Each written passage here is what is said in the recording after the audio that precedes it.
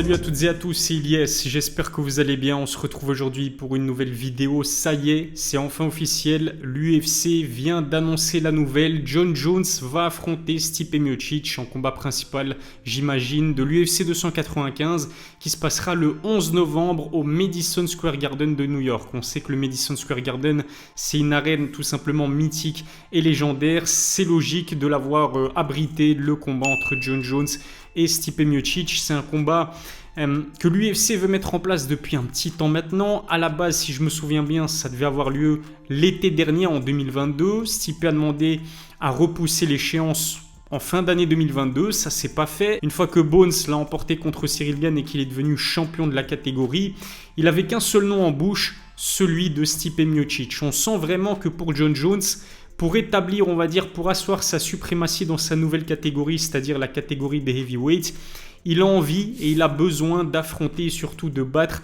Stipe Miocic. Pour quelle raison? Tout simplement parce que Stipe est considéré par énormément de spécialistes du MMA ainsi que par l'UFC elle-même comme le plus grand heavyweight de l'organisation premièrement et puis de tous les temps. Alors ça c'est selon, je sais qu'il y a d'autres personnes qui vont remettre ça en doute, mais en tout cas c'est indéniable, Stipe Miocic est le meilleur poids lourd de l'histoire de l'UFC. C'est exactement pour cette raison que Jon Jones a à ce point envie de se mesurer à lui. Oui, Stipe est le GOAT de la catégorie des poids lourds. Il a quand même affronté et battu Francis Ngannou, il a affronté et battu Daniel Cormier, Alistair Overeem, Junior Dos Santos ou encore Fabricio Werdum. C'est quand même des grands noms et surtout il a été champion de la catégorie des poids lourds à 2 reprises. Ça impose vraiment un homme.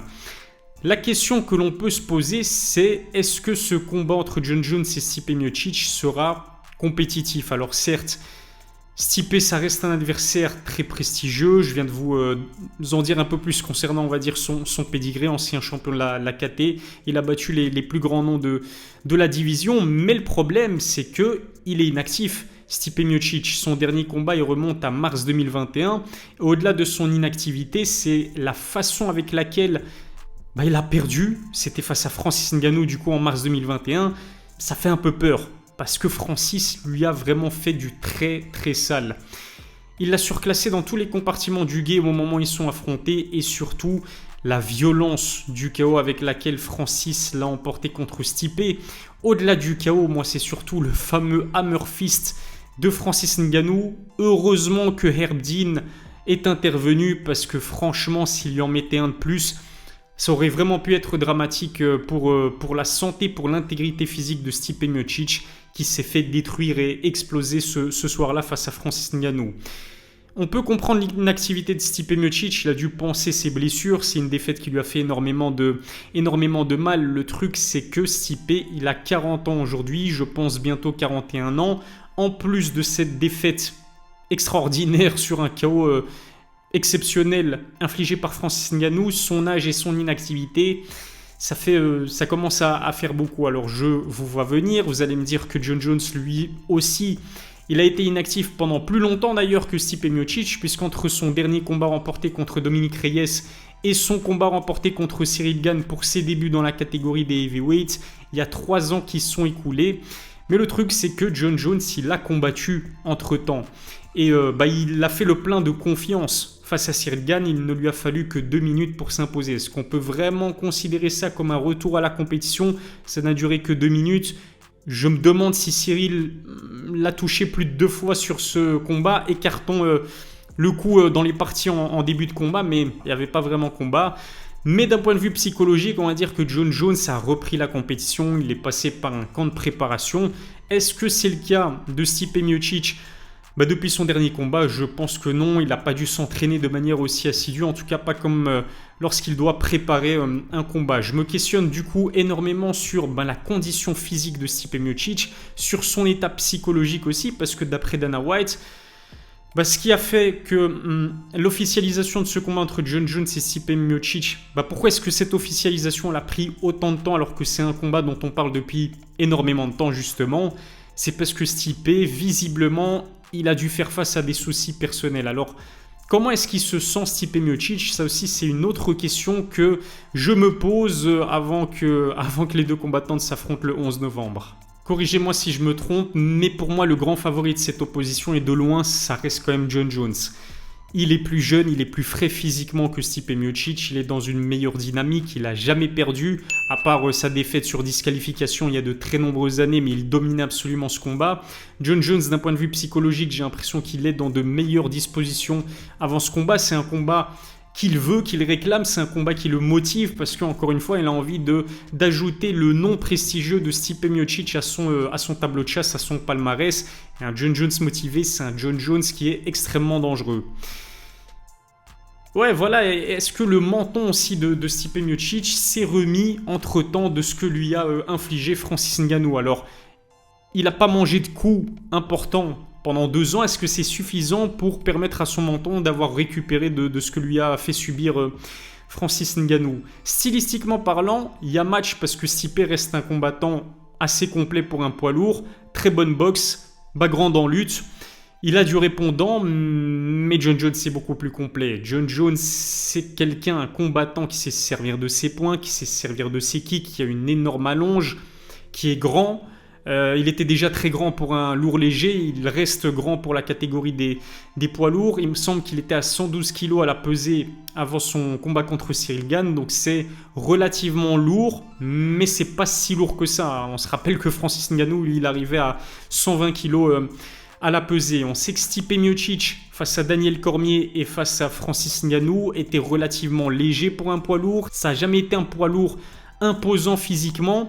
Je pense que Jon Jones va réussir à prendre l'ascendant physique vraiment sur Stipe Miocic. Il est plus complet que lui, plus jeune, plus frais physiquement, comme je vous l'ai dit. J'ai vraiment beaucoup de mal à voir Stipe Miocic réussir à inquiéter Bones, d'autant plus que Bones, il a annoncé ce combat contre Stipe Miocic, ce sera certainement le dernier de sa carrière. Ça me fait mal de le dire, mais oui, Jon Jones envisage de prendre sa retraite et de raccrocher les gants. J'ai envie de dire que c'est plutôt logique.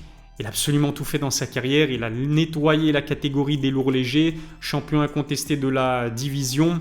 Il a réussi à devenir double champion à l'UFC en battant Cyril Gane, en devenant champion dans la catégorie reine des poids lourds, une catégorie très dangereuse. En ayant battu Cyril Gane et Stipe Miocic, je pense qu'il aura fait le tour de la question. Le seul manque dans son parcours chez les poids lourds aura été de ne jamais avoir affronté Francis Ngannou, mais il n'est pas responsable de la situation. Francis a décidé de quitter l'UFC pour aller voir si l'herbe n'était pas plus verte ailleurs. Il a signé au PFL, il est épanoui, il est heureux, il a obtenu gain de cause. Et donc c'est tout bénef pour Francis Ngannou. Malheureusement, ça nous prive, ça nous ampute d'un combat qui aurait été très intéressant. Si vous suivez mes vidéos, vous le savez, pour moi, Francis Ngannou avait vraiment une carte à jouer et aurait pu devenir le seul et unique combattant à avoir battu Jon Bones Jones. Mais du coup, effectivement, si Jon Jones parvient à battre Stipe Miocic, il ne lui reste plus aucun défi, aucun challenge intéressant. Dans ma vidéo précédente, moi je vous avais parlé d'un potentiel Jon Jones Sergey Pavlovich parce qu'effectivement c'était silence radio du côté de Stipe, on n'avait pas de nouvelles. Le combat a été reporté à de multiples reprises et le fait de voir Sergey Pavlovich dérober la place de challenger numéro 1 à Cyril Gane, pour moi c'était un signe de la volonté de l'UFC d'organiser ce combat. D'ailleurs, Chael Sonnen en avait parlé il y a quelques semaines et il avait indiqué qu'effectivement l'organisation était en train de calculer la possibilité de mettre en place un Jon Jones Sergey Pavlovich. Mais Jon Jones n'était pas très motivé à l'idée d'affronter Sergey Pavlovich parce que Sergey Pavlovich, c'est pas un nom aussi établi et aussi prestigieux qu'un Stipe Miocic. Sergey, c'est un combattant dangereux, mais ça n'a jamais été un champion et je pense que d'un point de vue vente de pay-per-view, d'un point de vue visibilité, un Jon Jones Stipe Miocic au Madison Square Garden, ça a beaucoup plus de gueule qu'un Jon Jones Sergey Pavlovich. Pour moi, Jon Jones Sergey Pavlovich aurait été beaucoup plus compétitif d'un point de vue sportif. Mais Jon Jones Stipe Miocic, l'UFC va le vendre comment? En disant que d'un côté on aura un combat entre le GOAT du MMA, c'est-à-dire Jon Jones, et le GOAT de la catégorie des poids lourds Stipe Miocic. L'UFC n'aura absolument, je dis bien absolument aucun mal à vendre cette affiche qui reste une affiche de très grande qualité. Malgré tout ce que je vous ai dit, j'ai quand même envie de dire qu'il va falloir quand même se méfier de Stipe Miocic, qui est un combattant qui aime ce statut d'underdog. Il n'aime pas être favori, Stipe Miocic. On l'a vu lors de son deuxième combat contre Daniel Cormier, on l'a vu lors de son premier combat contre Francis Ngannou. Quand tout le monde le donne perdant, il arrive généralement à créer l'upset. Est-ce que ce sera le cas face à Jon Jones? On ne peut pas le savoir pour l'instant. En tout cas, d'après les bruits de couloir, Stipe est vraiment en train de prendre en masse musculaire, ou en tout cas il sera plus lourd qu'à l'accoutumée pour faire face à Jon Jones. Ça reste un combat vraiment très intéressant, ça reste un combat on va dire assez intriguant parce qu'on ne sait pas vraiment non plus ce que donne vraiment Jon Jones dans un combat poids lourd, puisqu'on l'a vu performer que 2 minutes face à Ciryl Gane. Qu'est-ce qui va se passer si, imaginons, Stipe arrive à amener ce combat dans les eaux troubles au 5e round? Est-ce que Jon Jones a la caisse? Est-ce que Jon Jones a l'endurance nécessaire en tant que poids lourd pour faire que ce combat tire en longueur face à un combattant comme Stipe qui est habitué, lui, à évoluer dans la catégorie des poids lourds? Ça reste quand même plutôt intriguant, plutôt intéressant. Imaginez une seule seconde que Stipe arrive à créer l'upset, arrive à créer la surprise et arrive à battre Jon Jones chez lui au Madison Square Garden, parce que le Madison Square Garden étant dans l'état de New York et Jon Jones étant originaire de cette localité-là, il a envie de prendre sa retraite, de raccrocher les gants avec une belle victoire face à Stipe devant son public. Mais imaginez un seul instant que Stipe réussisse à battre Jon Bones Jones, en sachant que oui, au-delà de la disqualification, Jon Jones n'a jamais perdu au cours de sa carrière. Ce serait un tremblement de terre et un séisme pas possible. Par contre, je pense vraiment que si Jon Jones bat Stipe Miocic, il prendra sa retraite. J'ai même envie de dire qu'il gagne ou qu'il perde, Stipe lui aussi prendra sa retraite. Mais en tout cas, si je me place dans les bottes d'un Ciryl Gane, le meilleur scénario possible, ce serait que Jon Jones batte Stipe Miocic, prenne sa retraite et ensuite je pense que ça laisse quand même la catégorie ouverte. Et j'ai envie de dire que si Ciryl Gane parvient à battre Sergey Spivak à l'UFC Paris le 2 septembre, on risquerait d'avoir un Ciryl Gane-Sergey Pavlovich pour la ceinture des poids lourds. Je ne sais pas ce que vous en pensez, mais moi c'est un combat qui m'intéresse énormément et j'ai vraiment envie de dire que Ciryl a une très belle carte à jouer face à Sergey Pavlovich. En tout cas, la catégorie des heavyweights, elle est vraiment passionnante en ce moment. Dans quelques jours, on aura droit à un Thomas Spinal, Marcin Tybura à l'UFC Londres, le grand retour à la compétition de Thomas Spinal qui lui aussi, s'il retrouve toutes ses sensations après sa grave blessure, je pense qu'il a aussi son mot à dire dans la catégorie. On a un Gelton Almeida qui devrait affronter Curtis Blades. Gelton Almeida, combattant extrêmement dangereux, un pratiquant de jiu-jitsu brésilien vraiment exceptionnel. On a qui d'autre? On a Ciryl Gane qui affronte Sergey Spivak à l'UFC Paris. On a Stipe Miocic dont on ne sait pas vraiment quel est le niveau à l'heure actuelle.